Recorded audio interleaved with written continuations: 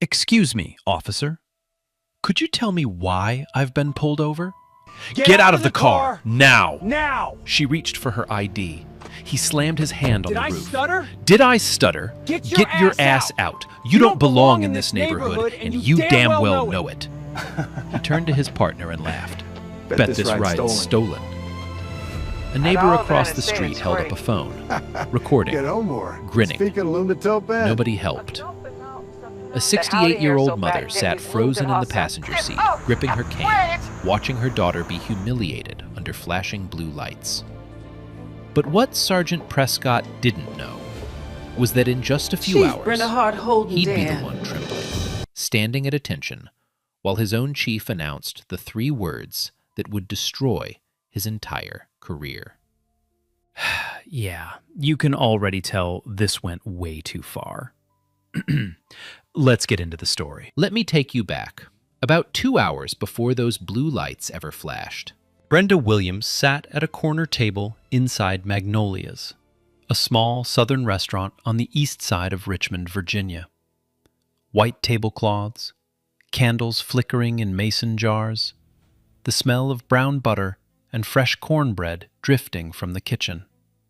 Across from her sat her mother, Denise Calloway, 68 years old, retired schoolteacher, the kind of woman who still called every young man baby and carried peppermints in her purse for strangers' children. Tonight was Denise's birthday. Not a big party, no crowd, just a daughter and her mama sharing a meal.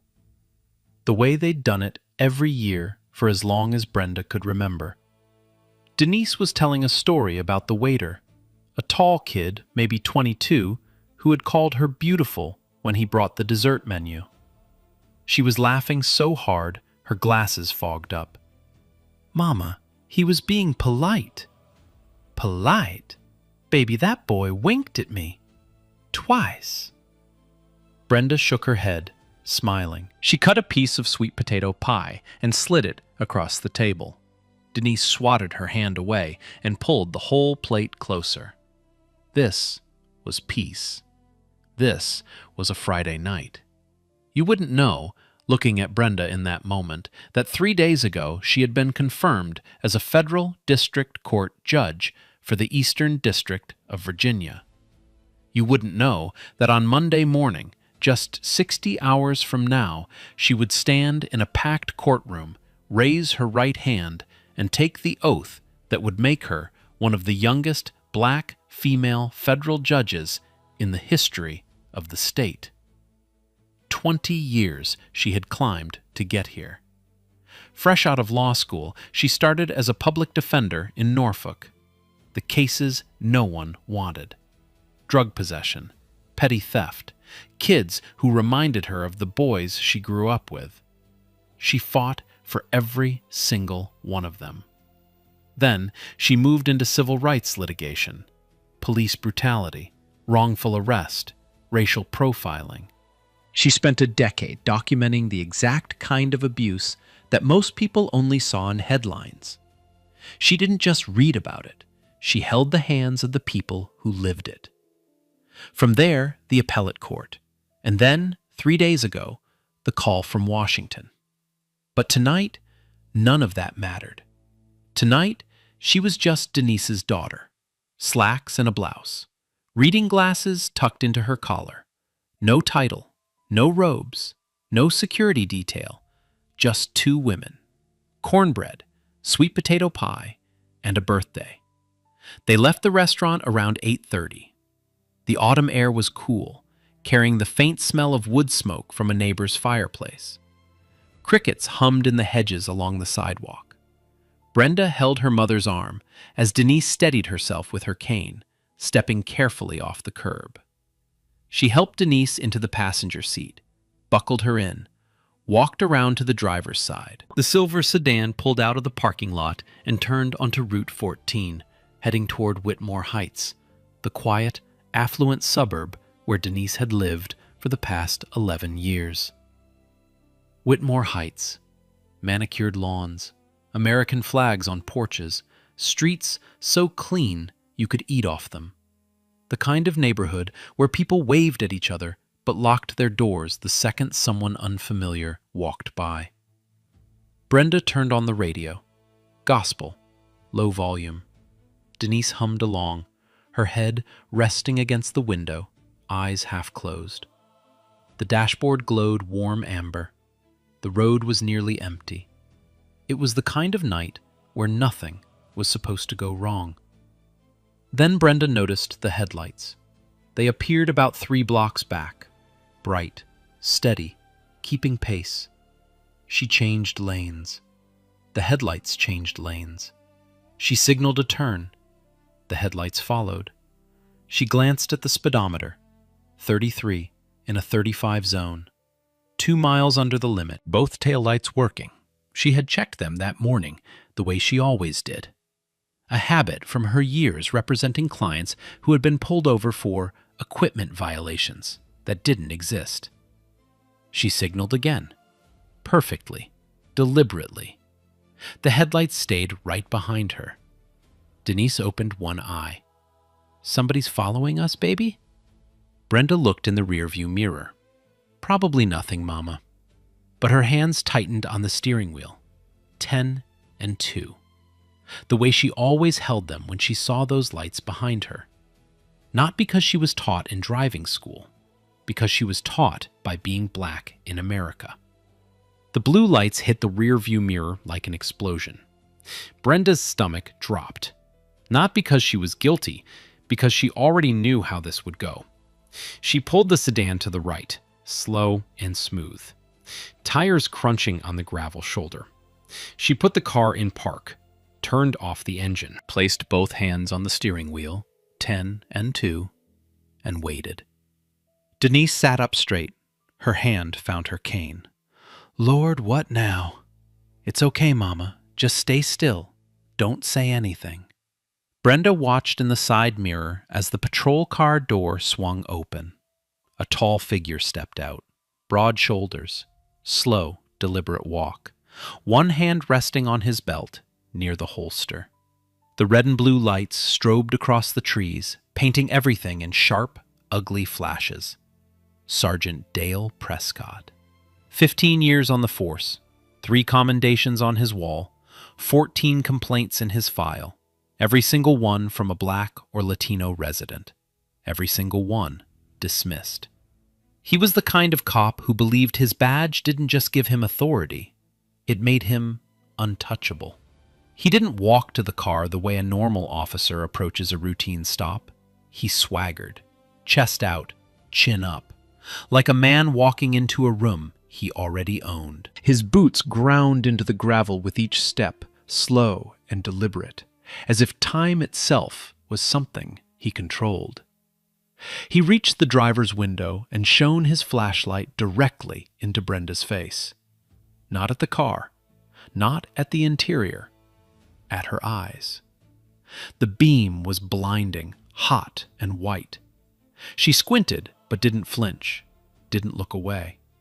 Then the beam swung to Denise, held there for a long, uncomfortable second. Denise raised one hand to shield her face, her bracelets clinking softly against each other. Prescott didn't say good evening, didn't introduce himself, didn't explain the stop.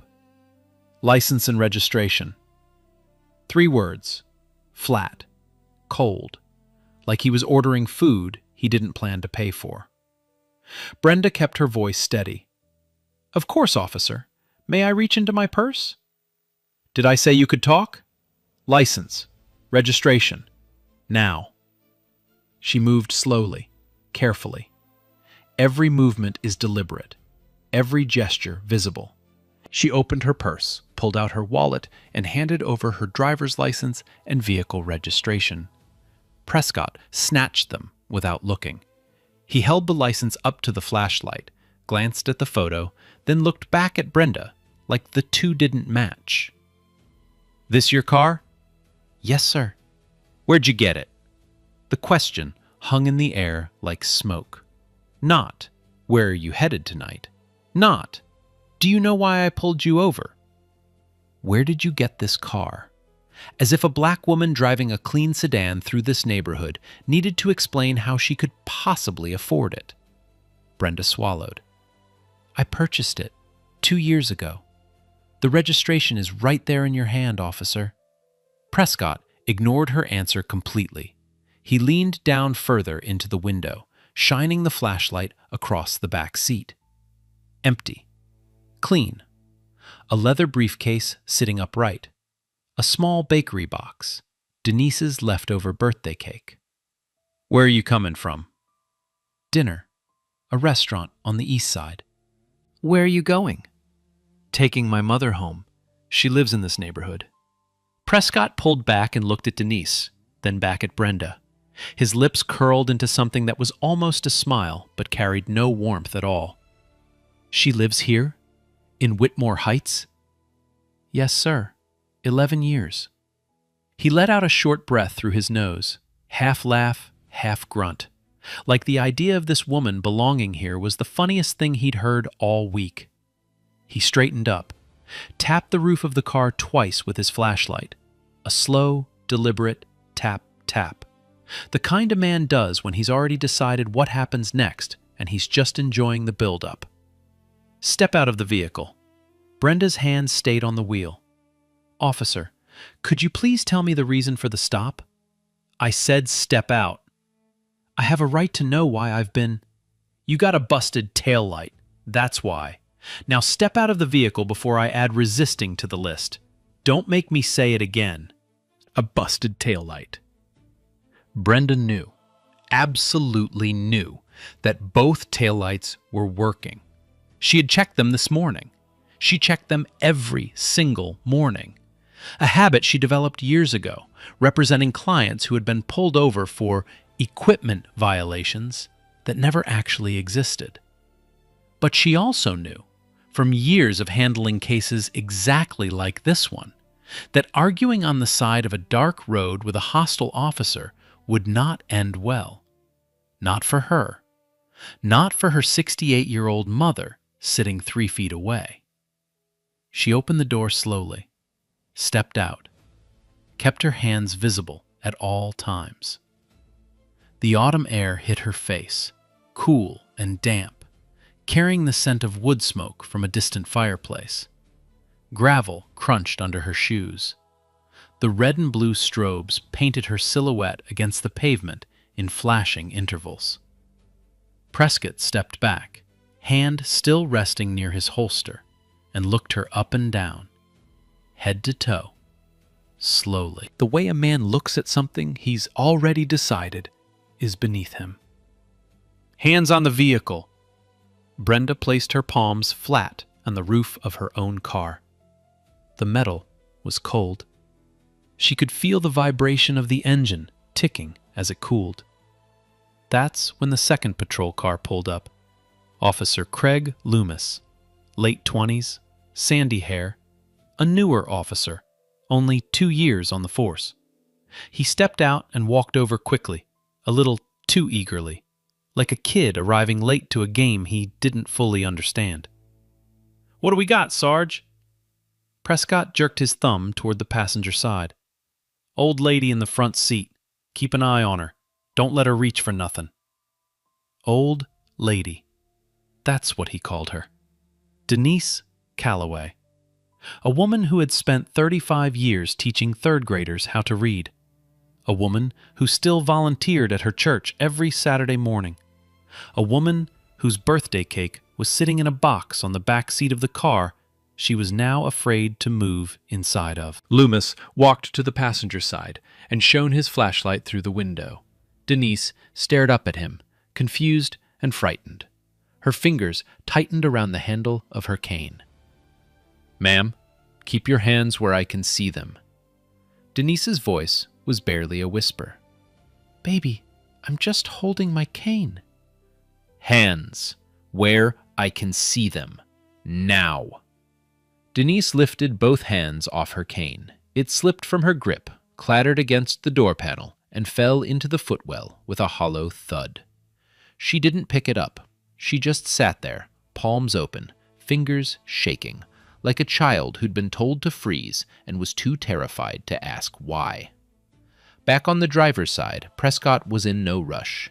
He held Brenda's license up again, tilting it back and forth in the flashlight beam, as if looking for a flaw. "Brenda Williams, that you?" "Yes." "Uh-huh." He tucked the license into his shirt pocket. Not his clipboard, not his scanner, his breast pocket, like it belonged to him now. "I'm gonna hold on to this for a minute." "Officer, that's my property." "Did I ask you a question?" Silence. The crickets had stopped. Even the dog down the block had gone quiet. Prescott walked a slow circle around the car. He crouched at the rear and stared at the taillights. Both of them were glowing. Bright. Red. Perfectly functional. Not a crack, not a flicker. He stared at them for a long, long second. He didn't say a word about it. He just stood up, adjusted his belt, and walked back to Brenda like nothing had happened. He leaned in close enough that she could smell the stale coffee on his breath, the faint tang of cheap aftershave. And he spoke low, almost a whisper, the kind of voice meant to remind someone exactly who holds the power. "Here's how this is gonna work. I'm gonna search for this vehicle, and you're gonna stand right here and keep your mouth shut while I do it. Are we clear?" Brenda's jaw tightened. Her pulse drummed against her throat, but her voice came out level, controlled, the voice of a woman who had spent 2 decades in courtrooms. "I do not consent to a search of my vehicle." Prescott smiled, the kind of smile that never once touches the eyes. "Wasn't asking for your permission, sweetheart." Inside the car, sitting upright on the back seat, was Brenda's leather briefcase. Inside it, her judicial appointment letter, signed by the President of the United States, her federal court credentials, her official ID badge for the Eastern District Courthouse, a formal invitation to her own investiture ceremony, scheduled for Monday morning. Everything Prescott would have needed to understand exactly who he was dealing with. He never even opened it. Across the street, a porch light flicked on. A man in a bathrobe stepped outside, arms folded, watching the entire scene like it was evening television. He didn't call out. He didn't come any closer. Next door, a woman parted her blinds, peered through the gap for a few seconds, and let them fall closed again. A car drove past slowly. The driver glanced over, then sped up. Nobody came forward. Nobody asked if everything was all right. Nobody said stop. The red and blue lights kept spinning. The radio on Prescott's shoulder crackled and hissed with static. Somewhere down the block, a sprinkler kicked on, ticking rhythmically in the dark. Brenda Williams, federal judge, civil rights attorney, a woman who had spent 20 years fighting for people in exactly this situation, stood on the side of the road with her palms pressed flat against the cold metal roof of her own car. Waiting. The way she had learned to wait. The way her mother had taught her to wait. The way black women in America have always been taught to wait. Prescott popped the trunk first. He didn't ask, didn't explain. Just walked to the back of the sedan, found the release, and swung it open like he owned the car. The trunk light flickered on, casting a pale yellow glow over the contents inside. A spare tire, a first aid kit, a reusable grocery bag from Trader Joe's. Nothing. Absolutely nothing. Prescott stared into that empty trunk for a good 10 seconds. Then he slammed it shut so hard the whole car rocked. Denise flinched in the passenger seat. Her hands were still raised, palms shaking. He moved to the back seat next, pulled open the door, grabbed Denise's purse from the floor, and dumped it upside down across the leather. Everything scattered, lipstick, reading glasses, a pack of tissues, a small leather Bible, a handful of peppermint candies she always carried for children at church. A prayer card from last Sunday's service slid off the seat and landed face down on the pavement. Prescott didn't pick it up. He stepped on it as he reached deeper into the car. Then he found the bakery box. Denise's leftover birthday cake. He flipped it open, looked inside, and tossed it back onto the seat. A smear of frosting streaked across the leather. "Sarge," Loomis said quietly from the other side, "there's nothing here." Prescott didn't answer. He reached for the briefcase. Brenda's leather briefcase. The one she carried to every courtroom, every meeting, every hearing for the past decade. He unzipped it roughly. Inside were legal pads, manila folders, printed documents.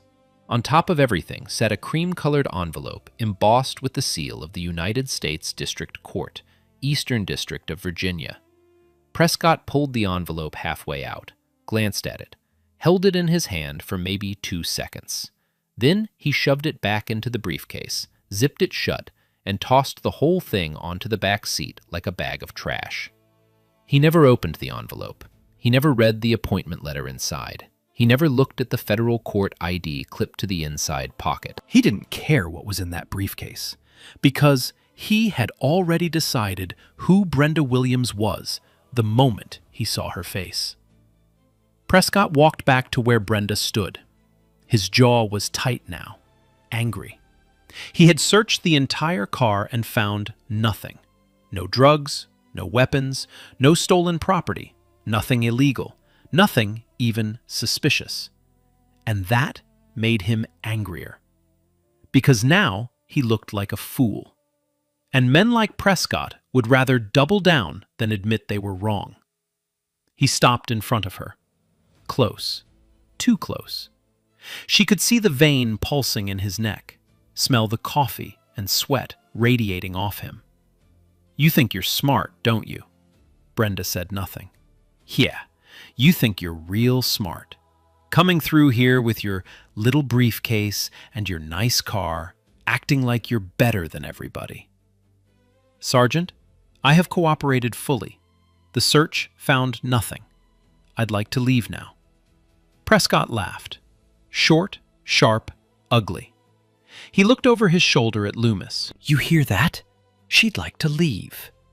He turned back, stepped even closer. "Let me tell you something, sweetheart. You leave when I say you leave, not a second before." From the passenger seat, Denise's voice broke through, thin, trembling, but fierce. "Why are you doing this? She hasn't done anything wrong. We just want to go home." Prescott wheeled around and pointed his flashlight at Denise like a weapon. "I told you to shut your mouth, old woman. One more word, and I'm putting you in the car, too. Try me." Denise's lips pressed together. Her chin trembled. Tears rolled down her cheeks, catching the blue strobe light. She didn't speak again. She just sat there, hands up, tears falling, unable to wipe them because she was afraid to move. Loomis shifted his weight. He looked at the ground. He looked at Prescott. Something crossed his face. Doubt, maybe. Guilt. The faintest flicker of a conscience trying to surface. But he didn't speak. He didn't intervene. He just stood there, hands on his belt, and let it happen. Brenda watched her mother cry through the car window, and for the first time all night, her composure cracked. Not on her face.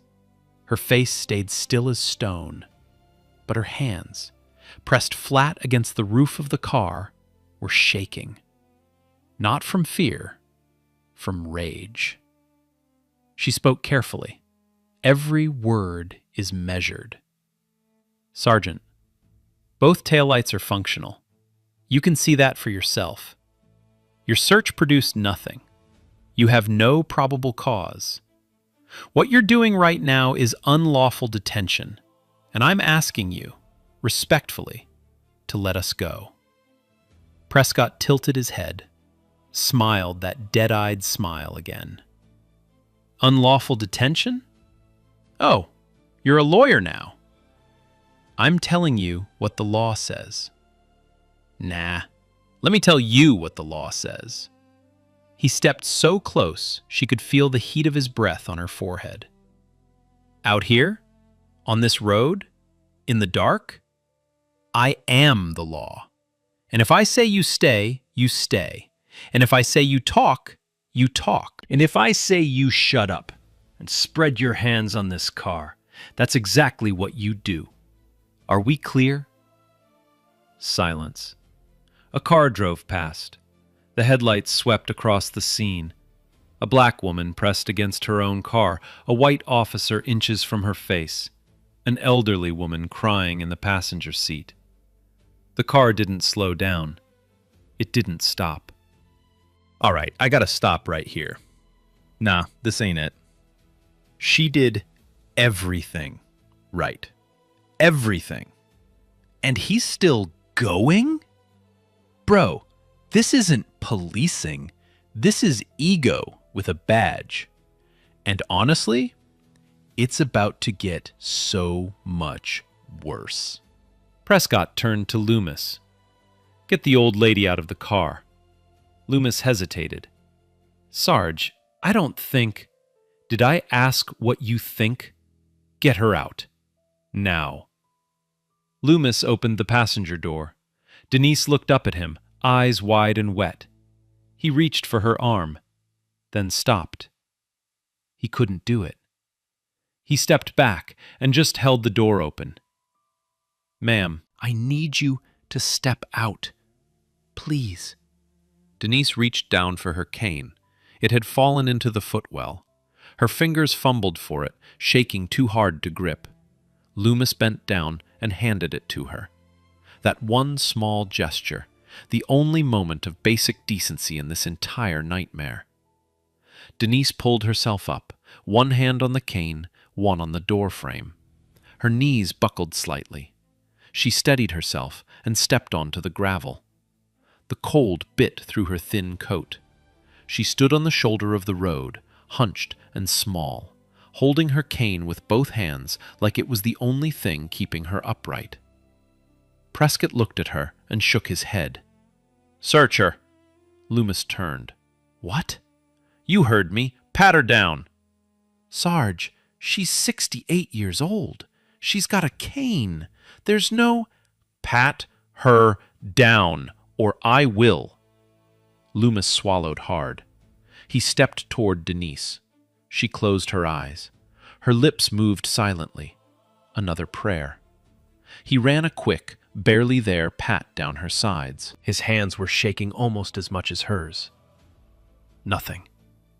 Of course nothing. Brenda watched every second of it. She watched a stranger's hands touch her mother. She watched her mother stand on the side of a road, eyes closed, praying, being searched like a criminal on her 68th birthday. Something broke in that moment. Not loudly, not dramatically. It broke the way glass breaks underwater, silently, completely, all at once. Prescott wasn't done. He walked back to Brenda, pulled her arms behind her back, and she heard the click before she felt the cold. Handcuffs. Metal teeth biting into her wrists. What are you doing? Denise gasped from the curb. Your daughter's under arrest, resisting a lawful order, obstruction of justice. She didn't resist anything. She didn't do anything. Ma'am, one more word, and you're coming too. I don't care how old you are.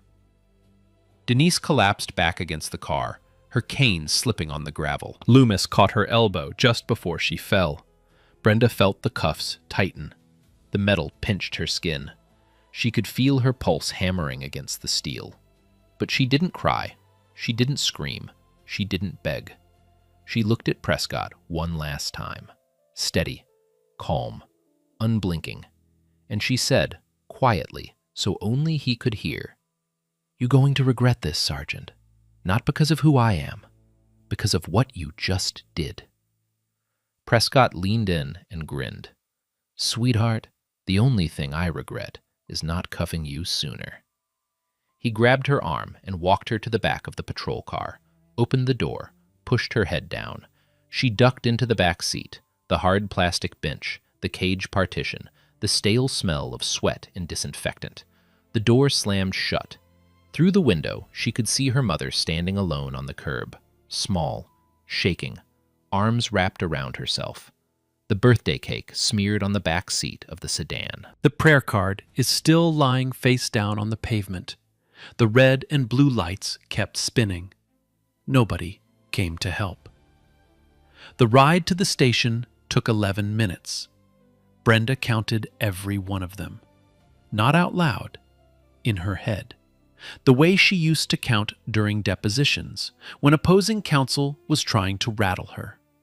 Steady, measured, controlled.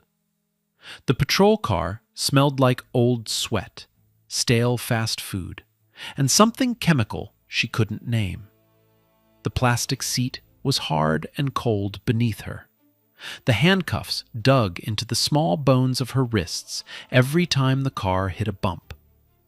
She could feel the metal warming against her skin, pressing deeper with every turn. Through the cage partition, she could hear Prescott humming. Actually humming. Like he was driving home from a barbecue. They pulled into the Whitmore Heights police station at 9:47 p.m. Fluorescent lights. A concrete parking lot. The American flag hanging limp on a pole out front. No wind to lift it. Prescott opened the rear door and pulled Brenda out by the arm. Not gently. He walked her through the front entrance, past the reception desk, past two officers who glanced up from their paperwork and looked away just as fast. Intake, fingerprints, mugshot. Brenda Williams, federal judge, civil rights attorney, a woman who had argued cases before the Fourth Circuit Court of Appeals, stood in front of a height chart on a cinder block wall while a bored clerk snapped her photograph. Then the holding cell, a metal bench bolted to the wall, a steel toilet with no seat, the smell of bleach that didn't quite cover what it was supposed to cover. The door clanged shut behind her, the lock engaged with a sound that echoed down the hallway. Prescott didn't even look back. He walked straight to the break room, poured himself a cup of coffee, and sat down across from another officer. "Friday night special," he said, grinning. "Pulled a real mouthy one out of a sedan on Maple." Her and her mama, acting like they owned the place. The other officer chuckled. Whitmore Heights? Where else? Driving through like she belongs there. He took a long sip of coffee. Booked her for obstruction.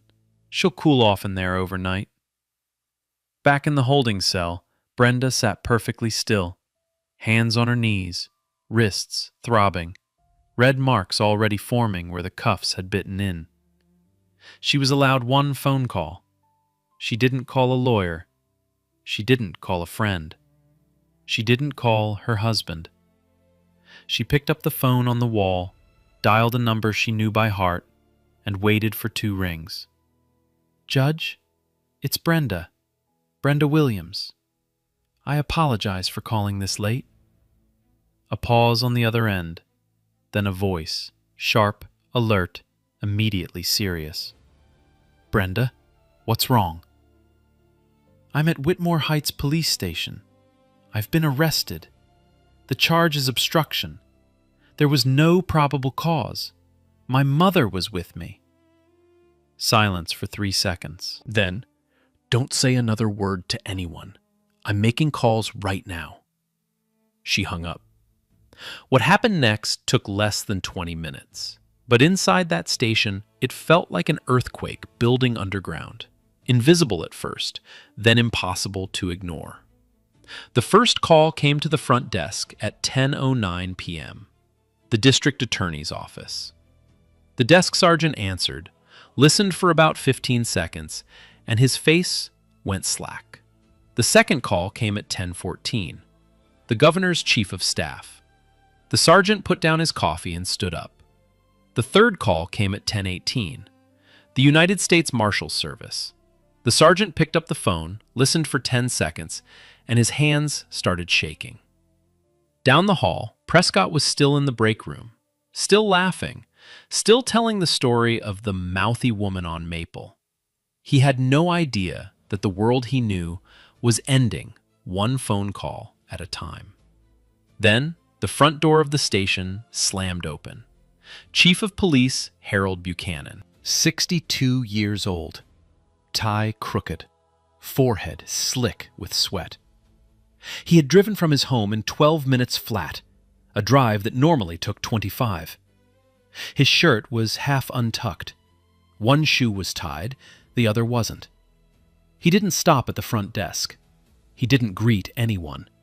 He walked straight to the holding area, shoes squeaking on the linoleum, breathing hard. He looked through the small glass window of the holding cell door, and he saw her. Brenda Williams, sitting on that metal bench, wrists marked red, back straight, eyes steady. The same woman whose hand he had shaken 6 days ago at her confirmation celebration. The same woman he had congratulated, smiled with, posed for a photograph beside. The color drained from his face like someone had pulled a plug. He turned to the desk officer. His voice cracked. "Open this door. Right now. Open it." The officer fumbled with the keys. The lock clicked. The door swung open. But Buchanan didn't step inside. Not yet. He turned around, slowly. He faced the station floor. Every officer at every desk, every clerk behind every counter, every uniform in the building. Prescott had stepped out of the break room now, coffee cup in hand, curious about the commotion. Buchanan straightened his back. He swallowed once, and then he spoke. Loud, clear, his voice shaking but unmistakable. The words echoed off every wall in that building.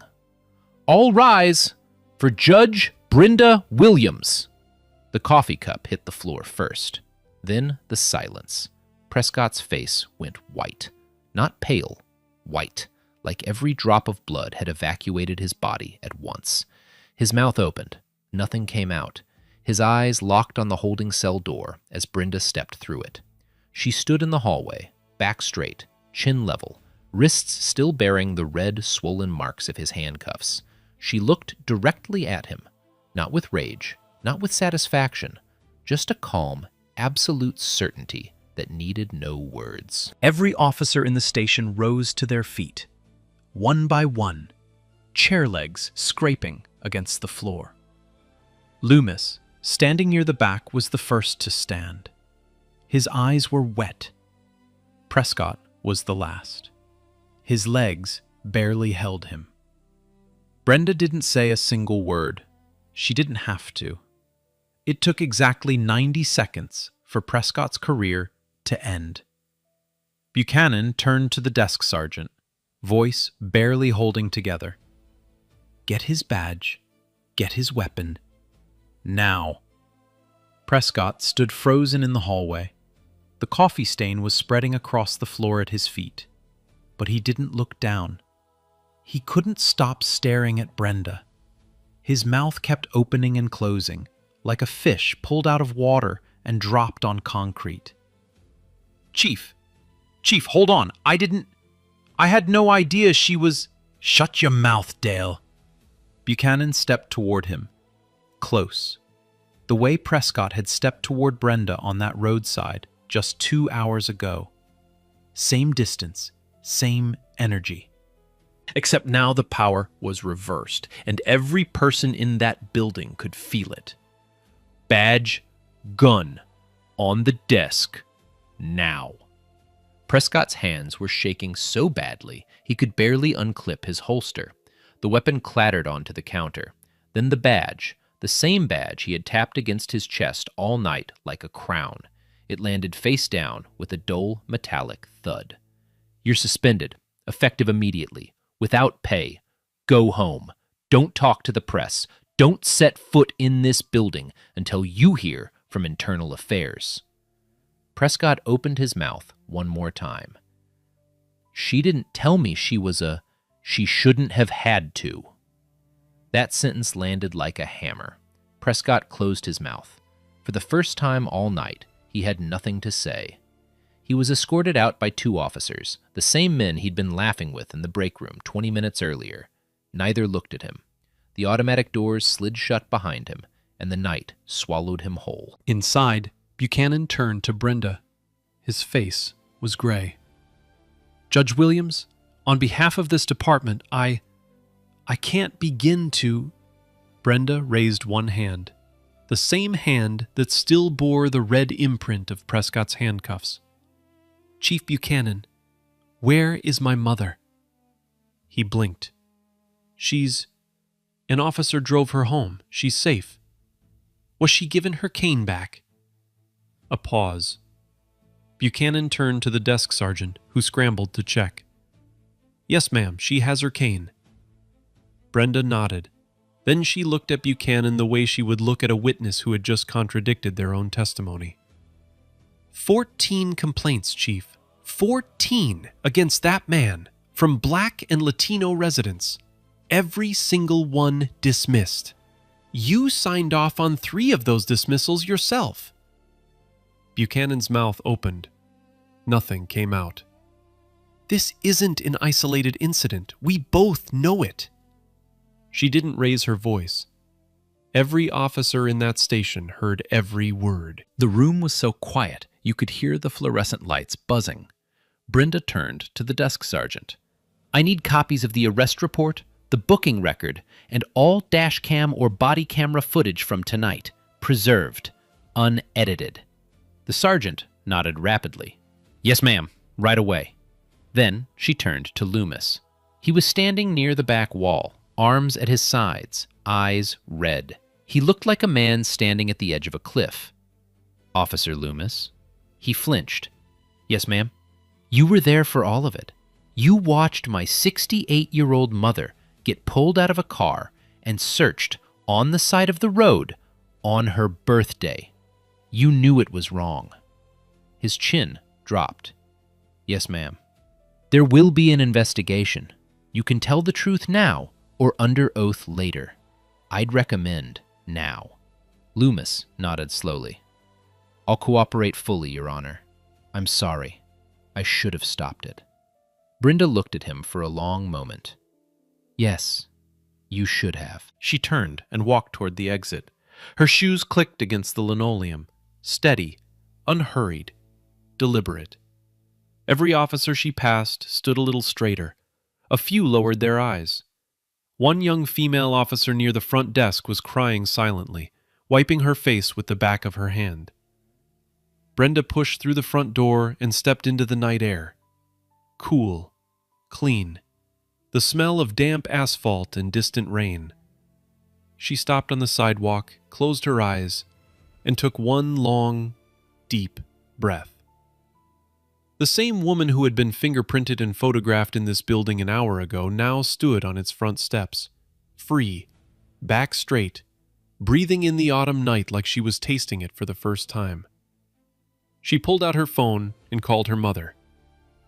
Mama, I'm coming home. We're okay. On the other end, Denise was crying too hard to answer.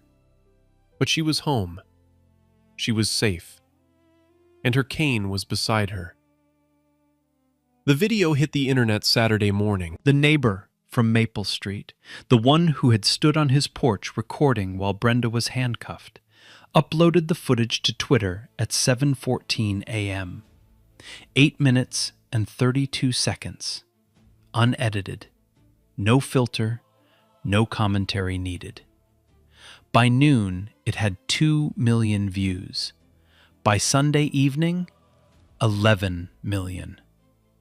The footage was brutal in its clarity. You could hear everything. Prescott's voice, sharp and mocking. The handcuffs clicking shut. Denise crying on the curb. And Brenda, silent, still, dignified, being shoved into the back of a patrol car while her 68-year-old mother stood alone on the side of the road, gripping a cane on her birthday.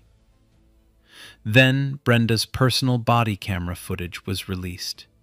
The small camera she kept clipped to her bag, a habit from her years as a civil rights attorney.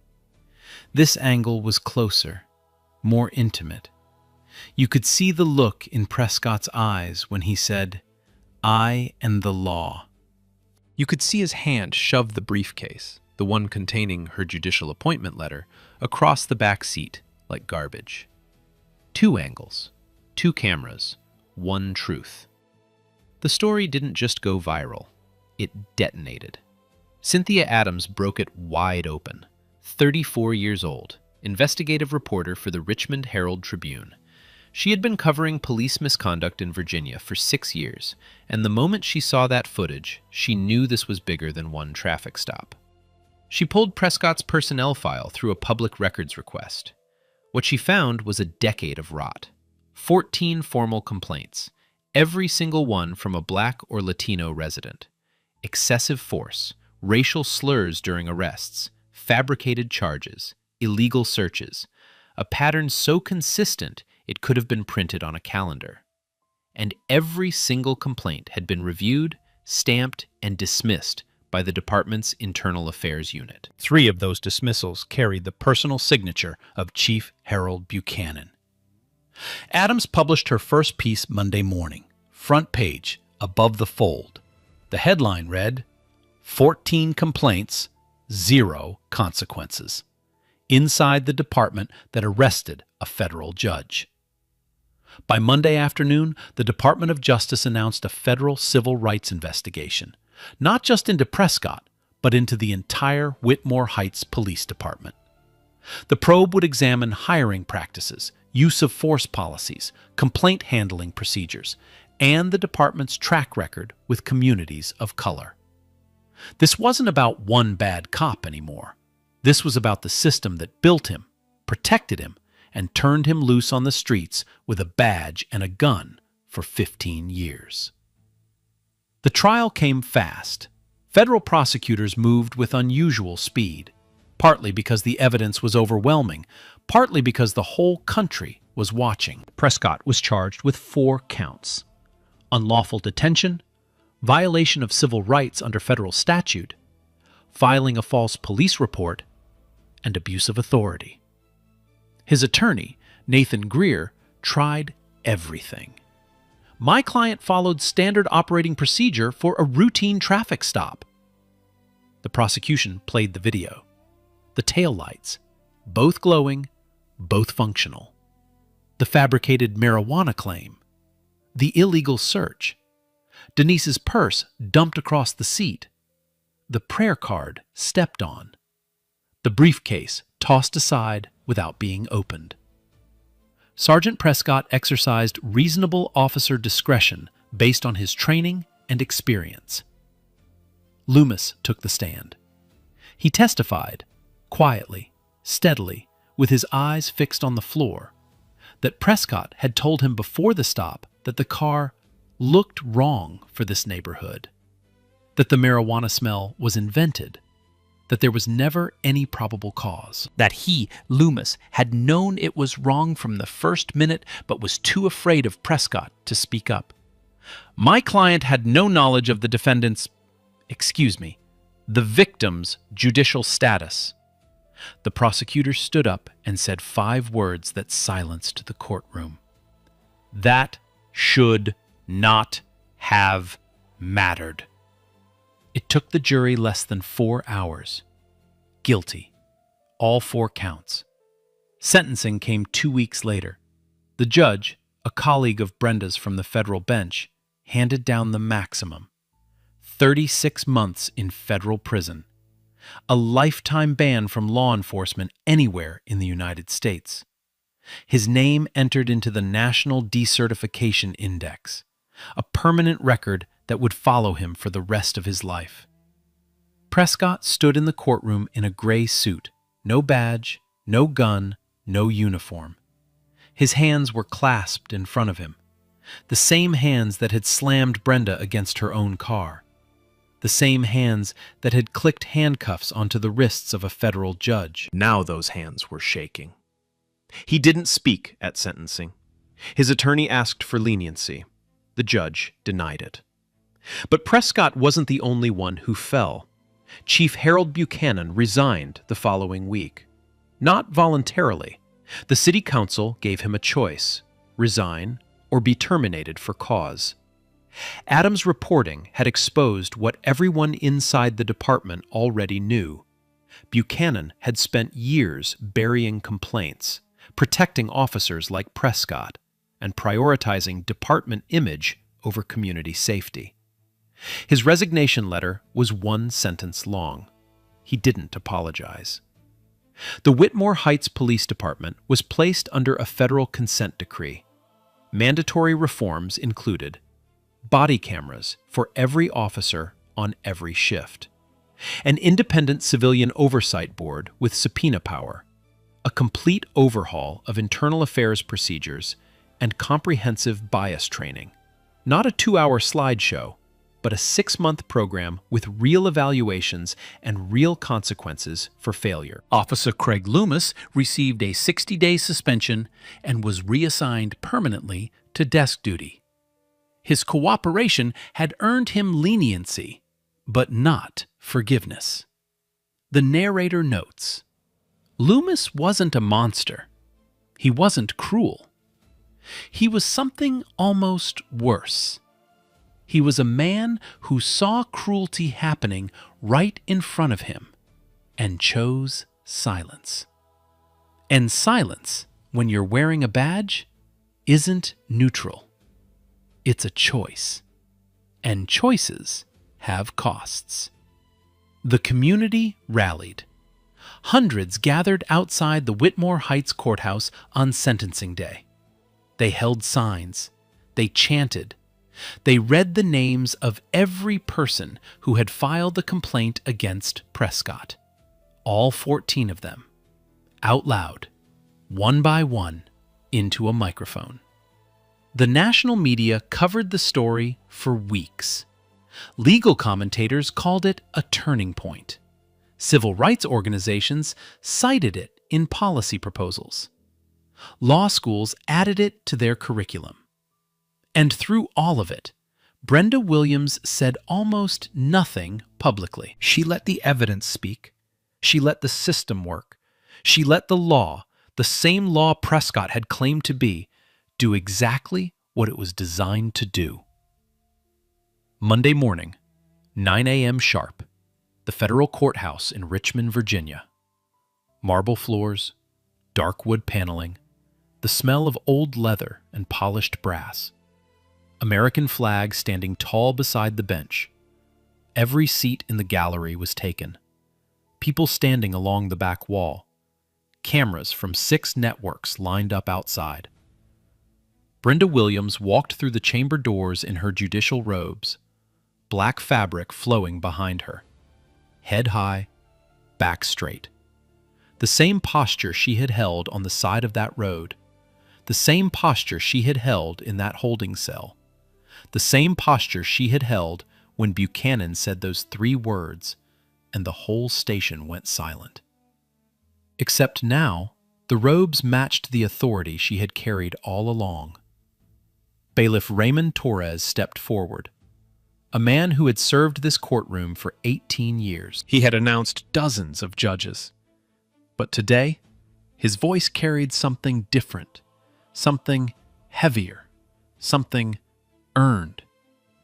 He took a breath and spoke clearly. All rise.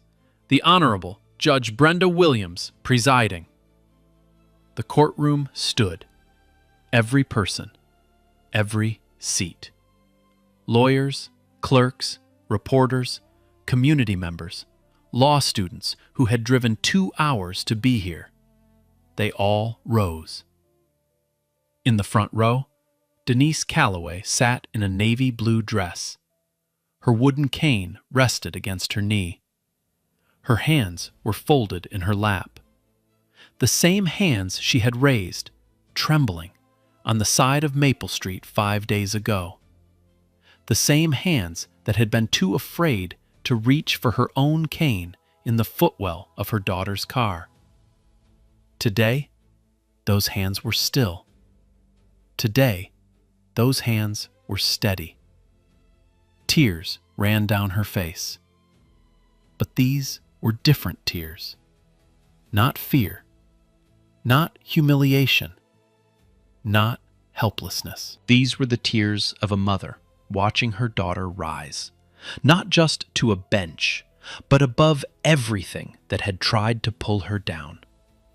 Brenda looked out across the courtroom. She saw her mother. She saw the faces of strangers who believed in what this moment meant. She saw young attorneys, black, brown, white, sitting in the gallery, watching, taking notes, dreaming.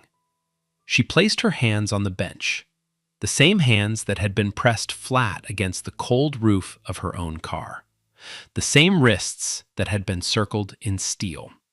She sat down, and the courtroom sat with her. In the weeks that followed, Brenda established the Callaway Fellowship, named after her mother, a mentorship program for young attorneys from underrepresented communities, free legal training, courtroom shadowing, one-on-one guidance from sitting judges and senior litigators. The first class had 12 fellows. By the second year, there were 40. Denise attended every single opening ceremony. She sat in the front row each time, peppermints in her purse, calling every young lawyer baby and telling them they were going to change the world. And most of them believed her. Because when Denise Callaway told you something, after everything she had been through, you didn't argue. Brenda never sought fame from what happened that night. She never wrote a book, never did a talk show circuit, never turned her pain into a brand. She did one interview, just one. A local reporter asked her what she wanted people to remember about the incident. She said, "Don't remember me. Remember that it shouldn't have taken a title for that stop to be wrong. Every person in that car, judge or not, deserved to be treated with dignity. That's not a privilege. That's a right." Look, this story, fiction. But that feeling, being looked at like you're nothing, being guilty before you even say a word? Yeah, that's real. That happens every day, and it's on camera. So real talk, what are we gonna do about it? If you saw this happen right in front of you, not on a screen, not in a story, but right there on the sidewalk, under those flashing lights, would you hit record? Would you step forward? Would you say something? Or would you just keep walking? Tell me in the comments. I want to know. And if this story hit you somewhere deep, if it made your chest tight, if it made you angry, if it made you think, drop a like. Share it with someone who needs to hear it. Subscribe, because we've got more stories coming. And trust me, the next one hits even harder. But here's what I want you to carry with you tonight. Justice doesn't begin in a courtroom. It begins with people who refuse to look away. Sometimes the most powerful thing you can do isn't speaking louder. It's standing still when the whole world is telling you to bow.